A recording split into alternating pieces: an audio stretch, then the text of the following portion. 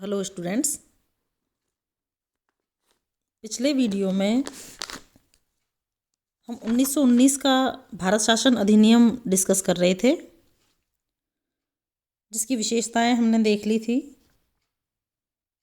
जब भारत शासन अधिनियम को हम पढ़ते हैं, 1919 के अधिनियम को हम पढ़ते हैं, तो महत्वपूर्ण परिवर्तन जो हमारे सामने आता है, एक महत्वपूर्ण व्यवस्था जो उभर कर सामने आती है हमारे सामने, वो है द्वैध शासन, जो 1919 के अधिनियम की प्रमुख देन कही जा सकती है। आज हम इसी टॉपिक को डिस्कस करेंगे।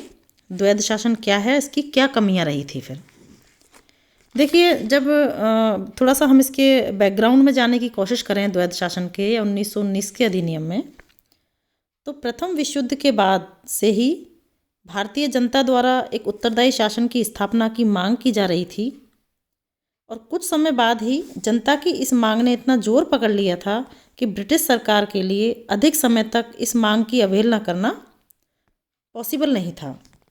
ऐसी स्थिति में 20 अगस्त 1917 की घोषणा में भारतीयों को धीरे धीरे उत्तरदायित्व प्रदान करने की बात की गई थी, और जॉइंट रिपोर्ट में इस बात का उल्लेख किया गया था कि प्रांत ही वह क्षेत्र है जहां उत्तरदायी सरकार की प्राप्ति के लिए प्राथमिक प्रयोग किए जाएंगे।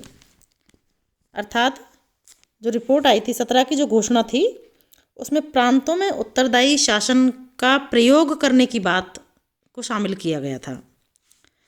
हालांकि 1919 का अधिनियम भारतीय जनता की उत्तरदायी शासन की मांग और ब्रिटिश शासन की कम से कम सत्ता हस्तांतरण की इच्छा के बीच एक समन्वय कहा जा सकता है। देखो, जब उत्तरदायी शासन की हम बात करते हैं, इस व्यवस्था का एकमात्र उद्देश्य यह था, द्वैध शासन जब इसमें आता है, जिसका द्वैध शासन का मुख्य उद्देश्य क्या था, शासन को दो भागों में विभाजित करना, या शासन के विषयों को दो भागों में विभाजित करना। तो ये व्यवस्था जो की थी उत्तरदायी शासन की प्रांतों में, इसमें क्या किया कि कुछ विषयों में भारतीयों को प्रांतीय क्षेत्र में उत्तरदायी सरकार प्रदान की जाए, तो इसलिए वहाँ द्वैध शासन को अपनाया गया। द्वैध शासन का एक जो हिंदी में, इंग्लिश में उसको बोलते हैं डायरकी, जो दो शब्दों से मिलकर बनता है, ग्रीक दो शब्दों से मिलकर बना है। एक है डाई और दूसरा है आर्की। डाई का मतलब होता है दोहरे, और आर्की का मतलब शासन। इसका मतलब है दोहरा शासन, दो भागों में विभाजित अपन कह सकते हैं, दो तरह का शासन है ना। तो डायरकी का अर्थ है दोहरा शासन। इस प्रकार द्वैध शासन का अर्थ, द्वैध मतलब दो, दोहरा शासन हो जाता है, यह होता है। 1919 के अधिनियम की पृष्ठभूमि में द्वैध शासन का अर्थ था प्रांतीय शासन को दो क्षेत्रों में विभाजित करना, और इन दोनों क्षेत्रों का प्रशासन दो ऐसे पदाधिकारियों के द्वारा किया जाए जिनके स्वरूप और उत्तरदायित्व में भिन्नता हो। अर्थात प्रांतीय जो विषय थे उनको दो भागों में विभाजित किया गया, और दोनों विभागों दोनों जो क्षेत्राधिकार था, ये दोनों प्रकार के जो क्षेत्र थे, वो दो अलग अलग ऐसे पदाधिकारियों को दिए गए थे जिनके उत्तरदायित्व में कोई समानता नहीं थी। तो इस प्रकार 1919 के अधिनियम द्वारा प्रांतीय क्षेत्र में द्वैध शासन की स्थापना की गई थी। इसके लिए प्रांतीय विषयों को दो भागों में बांटा गया था। एक था रक्षित विषय और दूसरा था हस्तांतरित विषय। रक्षित विषयों का शासन सम्राट द्वारा नियुक्त और ब्रिटिश शासन के प्रति उत्तरदायी गवर्नर की कार्यकारिणी परिषद के सदस्यों द्वारा किया जाता था। देखिए, दो भागों में विभाजित किया, एक रक्षित विषय और दूसरा हस्तांतरित विषय। रक्षित विषय को अभी भी गवर्नर ने अपने पास रख लिया। अपन ये कह सकते हैं कि गवर्नर की कार्यकारिणी, गवर्नर उसकी कार्यकारिणी के पास रक्षित विषय रह गए। और दूसरे थे हस्तांतरित विषय, जिनकी शक्ति लोकप्रिय मंत्रियों को प्रदान की गई थी, जो प्रांतीय विधान परिषदों के निर्वाचित सदस्य होते थे और प्रांतीय विधान परिषद के प्रति उत्तरदायी होते थे। अर्थात रक्षित विषयों को तो किसने रख लिया था, गवर्नर ने रख लिया था अपने पास, अपनी कार्यकारिणी के पास, और जो हस्तांतरित विषय थे वो लोकप्रिय मंत्रियों को प्रदान कर दिए गए थे, जो प्रांतीय विधान परिषद के प्रति उत्तरदायी होते थे। तो इस प्रकार जनता को उत्तरदायी शासन की आकांक्षा और ब्रिटिश सरकार के धीरे धीरे उत्तरदायित्व देने की निश्चय को द्वैध शासन प्रणाली के रूप में एक तरह से साकार रूप प्रदान किया कि ब्रिटिश सरकार भारतीयों को उत्तरदायी शासन देना चाहती है ना, और भारतीय जनता भी इस चीज़ को महसूस करे कि भाई उत्तरदायी शासन हमें प्राप्त हुआ है। तो सबसे पहले ये उत्तरदायी शासन की स्थापना दोहरे द्वैध शासन के रूप में प्रांतों में की जाती है।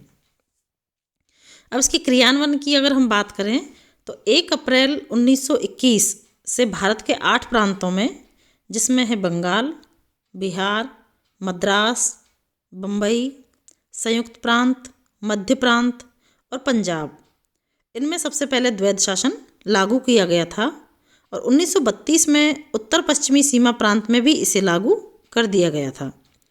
और इस प्रकार 16 वर्ष तक यह प्रयोग किया गया, लेकिन द्वैध शासन को प्रारंभ से ही विरोध का सामना करना पड़ रहा था, क्योंकि इस प्रयोग को वांछित सफलता नहीं प्राप्त हुई थी। मध्य प्रांत और बंगाल में संवैधानिक अवरोध की स्थिति उत्पन्न हो गई और अन्य प्रांतों में भी गवर्नरों और उत्तरदायी मंत्रियों के बीच निरंतर विवाद उत्पन्न होते रहते थे। वास्तव में 16 वर्षों के इस प्रयोग ने यह स्पष्ट कर दिया कि द्वैध शासन की योजना में कुछ ऐसे अंतर्निहित दोष हैं कि यह योजना सफलतापूर्वक कार्य नहीं कर सकती। अतः 1935 के अधिनियम द्वारा द्वैध शासन का अंत कर प्रांतों में पूर्ण उत्तरदायी शासन की स्थापना कर दी गई थी। अर्थात 1919 के अधिनियम द्वारा प्रांतों में जो द्वैध शासन की स्थापना की गई थी, द्वैध शासन का मतलब है दोहरा शासन, जिसमें प्रांतीय विषयों को 2 भागों में बांट दिया गया था, एक आरक्षित विषय और दूसरे हस्तांतरित विषय। तो इस प्रकार की जो व्यवस्था थी, हालांकि उत्तरदायी तो सौंपा था, लेकिन वो आंशिक हम उसको कह सकते हैं, क्योंकि महत्वपूर्ण जो रक्षित विषय थे वो गवर्नर ने अपने पास या अपनी कार्यकारिणी के पास रख लिए थे। तो ये व्यवस्था, इस तरह की जो व्यवस्था है, वो बहुत ज़्यादा लंबे टाइम तक सफल नहीं रह सकती। 8 प्रांतों में लागू भी किया था, 16 वर्षों तक इसका प्रयोग होता भी रहा था, लेकिन अंत में 1935 के अधिनियम में इस व्यवस्था को या प्रांतों में द्वैध शासन को तो ख़त्म कर दिया और प्रांतों को पूर्ण उत्तरदायित्व प्रदान कर दिया गया था। अब इस द्वैध शासन की जब हम बात करते हैं तो ये द्वैध शासन असफल क्यों रहा, ये हमारे लिए बहुत ज़रूरी हो जाता है जानना कि 1919 के अधिनियम, भाई इतने दिनों से या वर्षों से भारतीय उत्तरदायी शासन की मांग कर रहे थे, है ना। विश्व युद्ध के बाद घोषित भी हुआ और लागू भी हुआ प्रांतों में द्वैध शासन, लेकिन द्वैध शासन और साथ में ही आंशिक रूप से ही सही, लेकिन एक उत्तरदायी शासन। फिर ऐसे क्या कारण थे, ऐसे क्या इसके दोष थे जिसके परिणाम स्वरूप 1935 के अधिनियम में इसको ख़त्म कर दिया गया था और प्रांतों में उत्तरदायी शासन की स्थापना कर दी गई थी। आगे आने वाले वीडियो में हम इसी द्वैध शासन की असफलता के उन कारणों को डिस्कस करेंगे जिनके आधार पर इसके दोष साबित होते हैं, या हम ये कह सकते हैं कि जब द्वैध शासन था वो व्यवहारिक नहीं था। तो हम नेक्स्ट वीडियो में इसके दोषों को डिस्कस करेंगे। धन्यवाद।